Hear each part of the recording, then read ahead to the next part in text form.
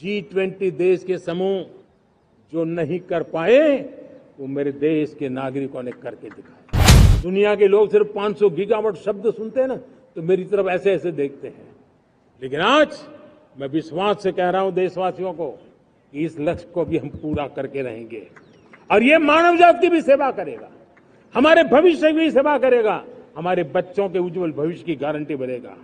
और Bharat green hydrogen एक new energy की दिशा में हम जाना चाहते हैं और ये सारे जो प्रयास चल रहे हैं, क्लाइमेट की चिंता तो है ही है, ग्लोबल वार्मिंग की चिंता है, लेकिन इसके अंदर ग्रीन जॉब्स की बहुत बड़ी संभावना है। G20 का इतना बड़ा व्याप, इतना बड़ा कार्यक्रम कभी नहीं हुआ, इस बार हुआ। इसने एक बात सिद्ध कर दी है कि भारत में बड़े से बड़े काम कार्यक्रम ऑर्गेनाइज करने की ताकत है। आने वाले कुछ वर्षों में हम नेट जीरो फ्यूचर की ओर आगे बढ़ रहे हैं। मुझे याद है पेरिस अकॉर्ड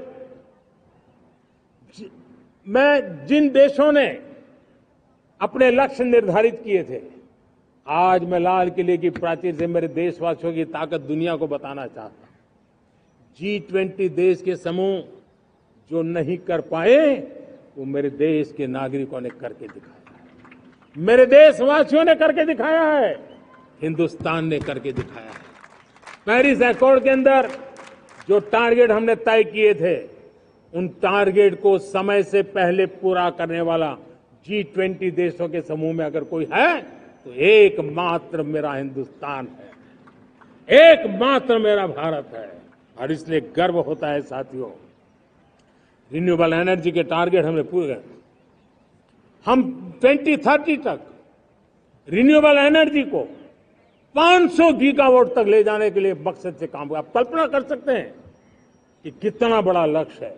दुनिया के लोग सिर्फ 500 गीगावाट शब्द सुनते हैं ना तो मेरी तरफ ऐसे ऐसे देखते हैं, लेकिन आज मैं विश्वास से कह रहा हूं देशवासियों को कि इस लक्ष्य को भी हम पूरा करके रहेंगे और ये मानव जाति की भी सेवा करेगा, हमारे भविष्य की भी सेवा करेगा, हमारे बच्चों के उज्जवल भविष्य की गारंटी बनेगा।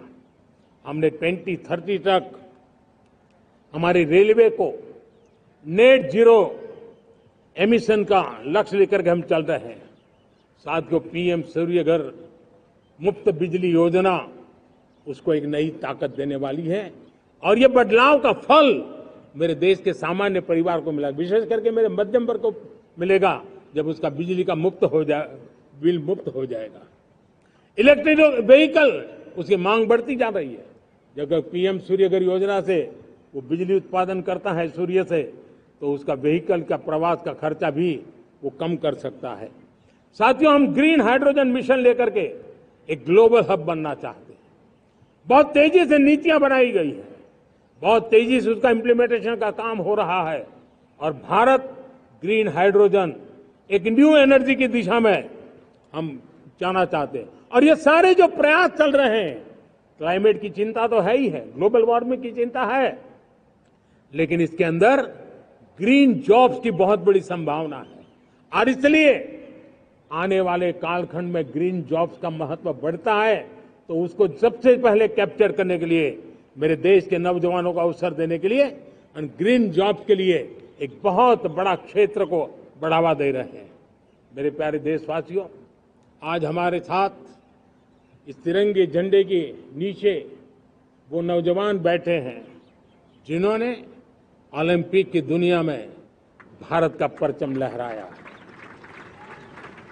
मैं मेरे देश के सभी एथलीट्स को, मेरे देश के सभी खिलाड़ियों को 140 करोड़ देशवासियों की तरफ से बधाई देता हूं और हम नए सपने, नए संकल्प, अत्यंतिक पुरुषार्थ के साथ नए लक्ष्यों को हासिल करने के लिए आगे बढ़ेंगे, ऐसा मैं विश्वास के साथ उनको शुभकामनाएं भी देता हूं। आने वाले कुछ दिनों में भारत के एक बहुत बड़ा दस्ता पैरालंपिक के लिए पेरिस जाने के लिए रवाना होगा। मैं मेरे सभी पैरालंपिक खिलाड़ियों को भी हृदय से बहुत बहुत शुभकामनाएं देता हूं। साथियों, भारत ने G20 को ऑर्गेनाइज किया, हिंदुस्तान के अनेक शहरों में ऑर्गेनाइज किया, 200 से ज्यादा इवेंट किए। पूरे विश्व में G20 का इतना बड़ा व्याप, इतना बड़ा कार्यक्रम कभी नहीं हुआ। इस बार हुआ। इसने एक बात सिद्ध कर दी है कि भारत में बड़े से बड़े कार्यक्रम ऑर्गेनाइज करने की ताकत है। भारत को किसी को भी हॉस्पिटैलिटी का सामर्थ्य भारत में सबसे ज्यादा है।